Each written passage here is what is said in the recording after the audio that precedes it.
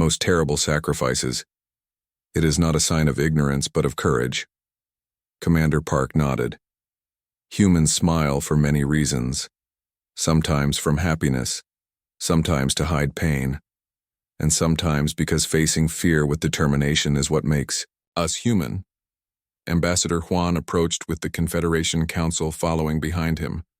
The Council has reviewed the battle footage. We have never before witnessed such willing sacrifice. Captain Lee knew what she was doing, said Commander Park. We all did. But why? Asked Elderman, fins trembling with emotion. Why would she give her life for a people she barely knew? Commander Park looked out the station window toward the stars. Because that's what humans do. We explore, we connect, we protect. We believe all sentient life has value. Security Chief Yuna, who had been the most suspicious of humans, stepped forward. We judged you wrongly. We interpreted your expressions through our own cultural lens. And we didn't explain ourselves well enough, admitted Commander Park. We should have realized our smiles were being misunderstood. Captain Jin gestured to the view screen, where images of the battle were displayed. You knew how to fight the Voidborn. You knew their weaknesses. We've encountered them 3 times before, Commander Park confirmed. We call them the Dark Swarm. Each time we lost colonies, ships, people. But we learned. And you didn't share this knowledge immediately, noted Ambassador Juan. Would you have believed us? Commander Park asked simply. You already suspected us of trying to manipulate you. The room fell silent. He was right. Engineer Tay approached with a technical readout. The data from your ships shows your targeting systems are specifically designed to find weaknesses in Voidborn shields. You came prepared. We detected their energy signatures when we first entered your space, explained Commander Park. That's why we requested access to the Rigel system, not for minerals, but to establish a defense perimeter. We knew they would come. Captain Jin felt a chill. You were trying to protect us all along, and we didn't listen, added Ambassador Juan. The Confederation Council members exchanged glances. Finally, Elder Moon spoke for them all. The Confederation formally requests an alliance with humanity. We need your knowledge, your courage, and yes, even your smiles. The treaty signing ceremony was held the next day. As Commander Park pressed his thumb to the document, the remaining humans all smiled broadly. This time, no one in the Confederation misinterpreted the expression. After the ceremony, Captain Jin found Commander Park alone, looking at a memorial hologram of Captain Lee. She would be proud, said Captain Jin. She is, replied Commander Park. Somewhere. There is one thing I still don't understand, admitted Captain Jin. In our darkest moment, facing impossible odds, how do you find the strength to smile? Commander Park turned to face him. The smile isn't about feeling happy, Captain. It's about choosing to face the darkness with courage. When humans smile in the face of danger, we're not denying the fear. We're defying it. Captain Jin practiced. His own smile again. I think I'm beginning to understand. Too late for those we lost, said Commander Park, but not too late for those who remain. As the human ships prepared to depart for Earth to bring news of the Alliance, Captain Jin watched from the command center. The human vessels formed a perfect line, with a space left empty where Captain Lee's ship would have been. On the main channel, Commander Park's voice came through clear. Until we return, remember us with a smile. And for the first time, the entire Confederation command crew smiled back. After 20 minutes of debate, the council returned to the command center. The humans waited patiently, their strange smiles back in place. We accept your assistance, said Ambassador Juan formally. But your ships will follow Confederation command. Captain Lee's smile grew wider. Of course, we'll prepare immediately. As the humans left to ready their vessels, Security Chief Yuna approached Captain Jin. They smile as they head toward almost certain death, she said quietly. These humans are either fools or have a hidden agenda. Captain Jin watched the human ships through the view screen as they positioned themselves at the front of the defensive line. The tiny vessels looked absurdly small next to the massive Confederation cruisers. All ships report ready, announced Officer Min. Voidborn fleet will arrive in 10 minutes. On the communication screen, Captain Lee's face appeared. She was still, smiling even as her small ship faced an overwhelming enemy force. "Good hunting," she said simply. Captain Jin couldn't understand these humans. They faced extinction with exposed teeth and seemingly cheerful expressions. What kind of species? Smiled at death. The first voidborn ships appeared on the long-range scanners. Massive black vessels that seemed to absorb light rather than reflect it. There were dozens of them. "May the ancestors help us all," murmured Elder Moon. The battle for the Rigel system was about to begin. The first wave of voidborn ships moved with terrible purpose toward the defenders of Rigel. The massive black vessels dwarfed both the Confederation cruisers and the tiny human ships. On the command center view screen, Captain Jin watched as the human vessels broke formation. "What are they doing?" he demanded. "Order them back into defensive position." Communications Officer Min shook her head. "They're not responding to commands." The three human ships accelerated directly toward the voidborn fleet. It looked like suicide. "They're going to get themselves killed," muttered Security Chief Yuna, "and weaken our defensive line." The command center fell silent as they watched the human ships weave through the first volley of voidborn energy weapons. Instead of returning fire, the human vessels continued their approach, diving and spinning in unpredictable patterns. "Their maneuverability is impressive," admitted Commander Q reluctantly. On the communication screen, Captain Lee's face appeared. She was still smiling despite the chaos visible behind her. A small explosion rocked her ship, but her expression never changed. "We're drawing their fire," she explained. "Your larger vessels should attack their flanks now." Captain Jin hesitated. The strategy seemed reckless, even foolish. But the humans were successfully distracting the voidborn advance ships. "Position cruisers on both sides," he ordered. "Target their flanks while they're focused on the human ships." As the Confederation fleet repositioned, the human vessels continued their bizarre dance. They darted between the massive voidborn ships, occasionally firing small weapons that seemed to do little damage. Yet somehow, they avoided destruction. "One of the human ships is hit," reported Officer Min, as the smallest vessel took a direct blast. On screen they could see the ship spinning, one side blackened and sparking, yet it straightened its course and continued fighting. "They should retreat and repair," said Engineer Tay. "That damage is critical." Instead, the damaged human ship accelerated directly toward the nearest voidborn vessel. "They're going to crash into it," exclaimed Elder Moon. The entire command center watched in horror as the small human ship slammed into the side of the voidborn craft. A brilliant explosion followed, engulfing both vessels. "They sacrificed themselves," whispered Ambassador Huan. Before anyone could respond, Captain Lee's voice came through the communication system. "Now, target the weak point we just created." The remaining human ships fired precise beams at the damaged section of the voidborn vessel. To everyone's shock, the massive ship began to break apart. "Impossible," breathed Commander Q.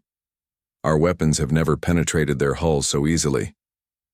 "The human ship must have damaged their shield generators from inside," realized Engineer Tay. "They knew exactly where to hit." Captain Jin leaned forward. "They truly have fought these creatures before." As the battle continued, the humans employed tactics that defied conventional wisdom. They deliberately drew enemy fire to create openings. They executed maneuvers so tight that their hulls glowed with friction. And most shockingly, when Captain Lee's own ship took a direct hit that crippled its engines, she ordered it to be piloted directly into the voidborn command vessel. On the final communication before impact, Captain Lee was still smiling. "It's been an honor," she said simply. The resulting explosion created a chain reaction that disabled 3 more voidborn ships. The tide of battle turned. The Confederation fleet, following the humans' example, began targeting the weak points the sacrifice had revealed. Within hours, the remaining voidborn vessels retreated back into deep space. In the aftermath, the command center was subdued. Victory had come at a terrible cost. 2 human ships destroyed, the third heavily damaged. Hundreds of lives lost. Officer Min approached Captain Jin with a data pad. "Sir, we recovered something from the human vessel's transmissions. Internal. Footage from their ships during battle." The main screen displayed the interior of the human vessels during the fight. What they saw stunned the entire command center into silence. The humans were smiling. All of them. Not just their commanding officers, but every crew member. As their ships took damage, as companions died, as they flew toward certain death. They smiled. "I don't understand," said Security Chief Yuna. "Why would they show teeth while dying?" Science Officer Su studied the footage carefully. "I believe we've misunderstood their facial expressions from the beginning. The human smile isn't a threat display. It's determination. They smile not because they don't understand danger," realized Captain Jin slowly. "They smile because they do understand and they face it anyway." Engineer Tay nodded. "They use their emotions as fuel, not as a weakness." The command center fell silent as they watched one final clip. Captain Lee, still smiling, as she piloted her damaged ship directly toward the Voidborn vessel. Her last words before impact were simple. "For Earth and the Confederation, remember us with a smile." The memorial service was held on Harmony Station, where representatives from all 15 Confederation species gathered to honor those lost in the battle. Most notable among the honored dead was Captain Lee and her crew from the human vessel, Intrepid. Only one human ship had survived the conflict. Commander Park now led the remaining humans, standing tall despite the bandages visible under his uniform. Next to him stood the 7 human reinforcement vessels that had arrived too late for the battle. Captain Jin approached Commander Park slowly. For the first time, he attempted to mimic the human expression, raising the corners of his mouth to expose his teeth. "Is this correct?" he asked. "Am I smiling properly?" Commander Park's eyes widened in surprise. Then his own smile appeared, smaller and tinged with sadness.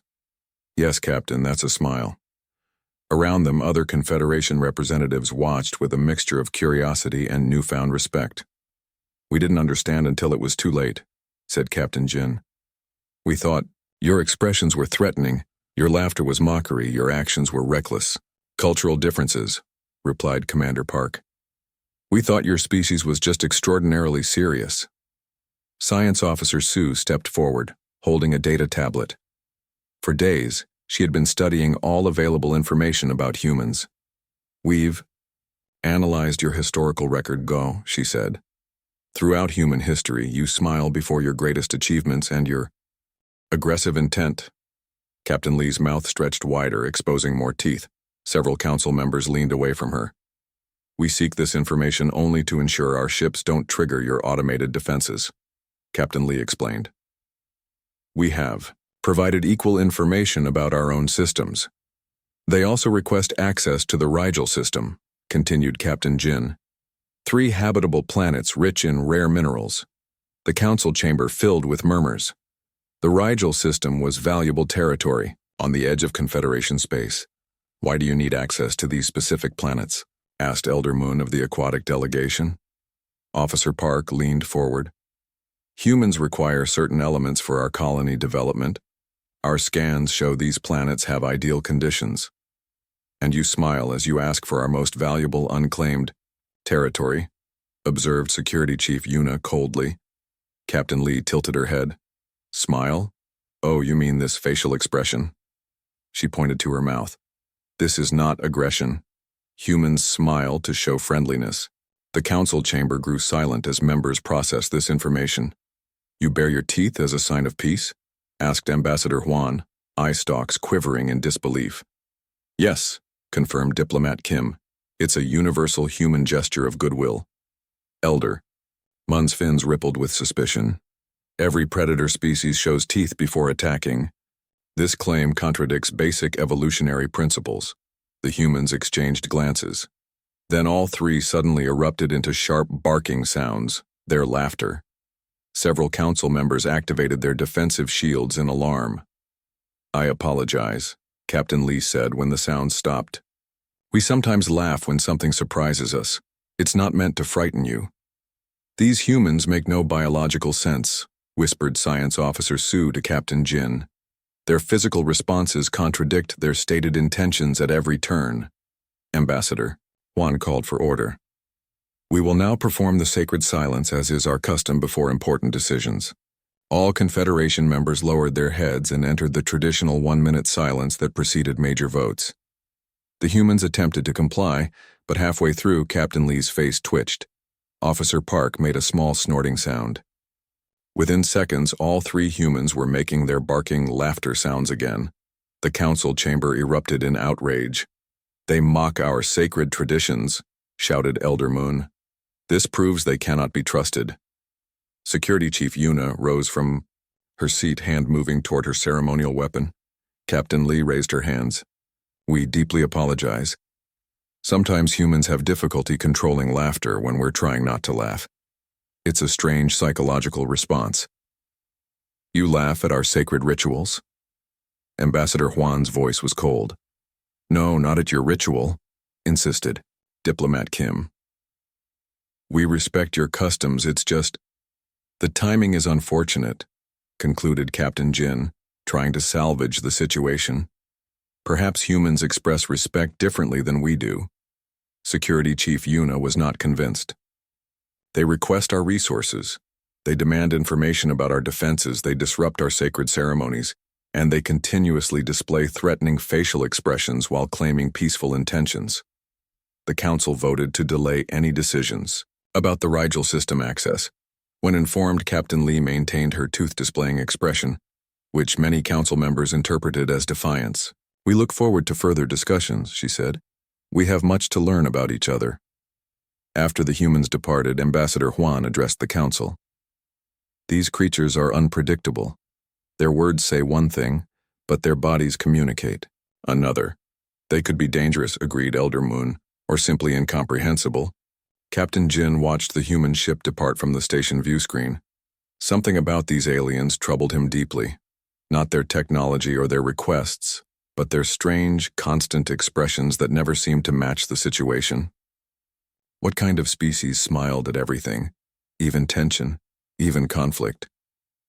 He had a growing feeling that the Confederation was missing something important about these humans, something they might not understand until it was too late. The emergency alarms blared throughout the Confederation Central Command Station. Captain Jin rushed into the control room where officers from all 15 member species worked frantically. At their stations, the main view screen showed 3 planets engulfed in flames. Report, he demanded. Commander Q looked up from his console, his scales pale with stress. Voidborn attack. They hit the outer colonies without warning. Barish Prime, Lumar 4, and Station Zeta are all destroyed. Captain Jin stared at the screen in horror.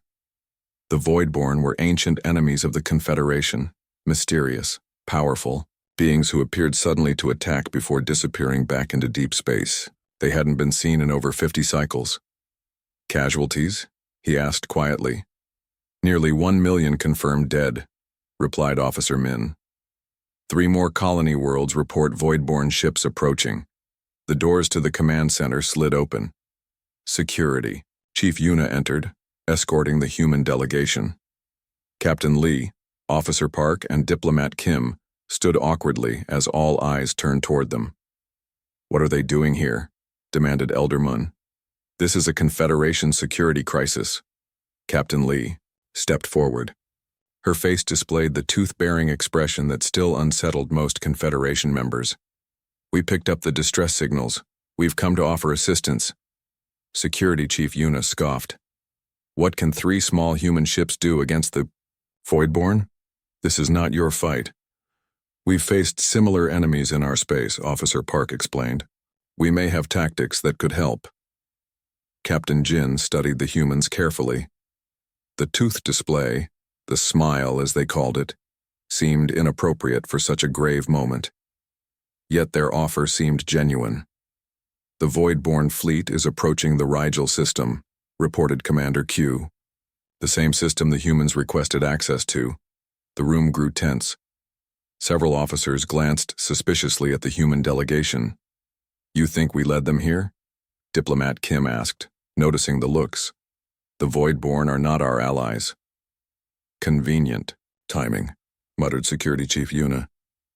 Perhaps this is how humans acquire territory, by creating crises. Captain Lee's smile vanished for the first time since the Confederation had met her. We understand your suspicion, but we're offering genuine help. The Voidborn, or whatever you call them, we call them the Dark Swarm. We've encountered them before. The command center fell silent. You fought these creatures? Captain Jin asked. And survived, confirmed Officer Park. 3 times they attacked human colonies. 3 times we drove them back. The Confederation Council members exchanged glances.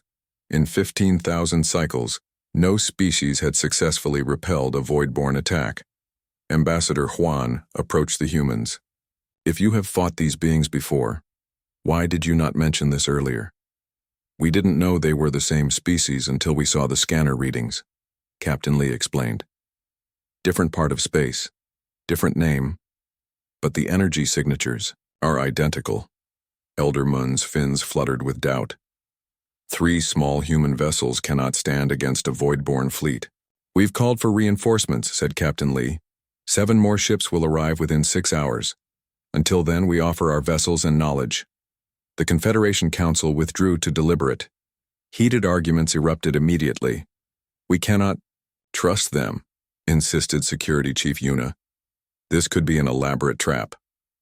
What choice do we have? Countered Captain Jin. If they truly know how to fight the Voidborn, we need their help. Their ships are tiny compared to Voidborn vessels, said Commander Q. They'll be destroyed in moments. The alien vessel appeared suddenly at the edge of Confederation space, its design unlike anything the crew of the Stellar Harmony had seen before. Captain Jin stood rigid on the command deck, 4 arms clasped behind his back as he studied the strange ship on the main view screen. Life signs? He asked. Officer Min ran her hands over the sensor console. Yes, Captain, but the readings are unusual, similar to our biology, yet different in key ways. The unknown vessel made no aggressive moves. It simply waited, positioned just inside the neutral zone between Confederation territory and unexplored space. For 3 standard cycles, the crew of the Stellar Harmony observed and debated their next action. We should establish communication, suggested Science Officer Sue, her eye stalks quivering with excitement. This could be a new species. Security Chief Yuna disagreed. Or it could be a trap. The Voidborn have tricked us before. Captain Jin considered both viewpoints carefully. The Confederation had encountered 15 sentient species in its long history. Some meetings had ended in alliance, others in bloodshed. Caution was always warranted. Open a channel, he finally ordered. Standard greeting protocol. The main screen flickered. The image that appeared caused several crew members to step back in surprise. The alien had only 2 arms, pink-beige skin, and a covering of dark fur on top of its head. But most disturbing was the facial expression. The creature was baring its teeth. Greetings. I am Captain Lee of the Earth vessel, Intrepid, said the alien, its mouth stretching wider to expose even more teeth. We come in peace and friendship. The words translated well enough through the language computer, but the aggressive facial display contradicted the peaceful message. Captain Jin's protective membranes flickered nervously over his eyes. I am Captain Jin of the Galactic Confederation. State your purpose in our territory. The alien's face remained fixed in that threatening posture as it replied, We are explorers seeking peaceful contact with other intelligent life. We've traveled far to reach you. Science Officer Sue leaned close to Captain Jin and whispered, Notice how it maintains the teeth bearing. This must be a dominance display. Captain Jin nodded slightly. Many species used visual threats during first contact to establish hierarchy. The appropriate response was to remain neutral, showing neither submission nor challenge. Your presence is acknowledged, Captain Lee. We will send you information about our Confederation protocols for new species integration. The human's facial muscles shifted, partially hiding the teeth before exposing them again. We look forward to learning about each other. Our species has much to share. After the transmission ended, the command deck erupted in discussion. They call themselves humans, Officer Min reported, reviewing the data packet the aliens had sent. They claim to come from a planet called Earth in a system several light jumps beyond the outer rim. Security Chief Yuna remained suspicious. Notice how their captain maintained the threatening posture throughout the entire exchange, even when speaking of peace. Perhaps it's not a threat, suggested researcher Kim. Some species display teeth for different reasons. That makes no logical sense, Yuna countered. Exposed teeth are universal signs of aggression. Captain Jin called for silence. We will proceed with caution. Invite their captain aboard with a small delegation. Security protocols at maximum. 3 cycles later, the human delegation arrived. Captain Lee stepped out of the transport dock, immediately displaying teeth to everyone present. The 4 other humans with her mimicked the expression. The Confederation greeting party tensed visibly. Welcome aboard the Stellar Harmony, Captain Jin said formally. Thank you for your hospitality, Captain Lee replied, the teeth display growing even more pronounced. We are honored to be the first humans to meet your kind. Throughout the tour of the ship, the humans maintained their unsettling facial expressions. They asked many questions about Confederation technology, history, and biology. Most disturbing was their tendency to suddenly make sharp, barking sounds when gathered together. What are they doing now? Whispered Officer Min during one such episode. I believe it's called laughter, replied Science Officer Su. According to their data, it indicates pleasure or amusement. Baring teeth indicates pleasure? That contradicts all evolutionary logic, Min said. As the tour concluded, Captain Lee faced Jin directly. We hope this is the beginning of a lasting friendship between our peoples. The human extended one of its upper limbs toward Captain Jin. Another gesture none of the Confederation crew understood. Captain Jin stared at the outstretched limb, wondering what response would prevent interstellar incident. The human's face remained frozen in that tooth-bearing expression that sent primal warnings through Jin's nervous system. They didn't understand these humans at all. 3 standard cycles after first contact, the Confederation Council gathered on the neutral station Harmony Point. Representatives from all 15 member species sat in a wide circle, with the human delegation positioned at the far end. Captain Lee sat with perfect posture, flanked by Officer Park and Diplomat Kim. All 3 humans displayed their teeth frequently. The council members shifted uncomfortably each time it happened. Ambassador Huan tapped the ceremonial staff against the floor 3 times. This council meets today to discuss potential relations with the species known as humans, he announced. Captain Jin of the Stellar Harmony will present his report. Captain Jin stood. The humans possess technology similar to our own in most respects. Their faster-than-light drive uses different principles but achieves comparable results. Their weapon systems are less advanced, but their shield technology is impressive. Security Chief Yuna interrupted. They have requested detailed information about our border defense systems. This shows clear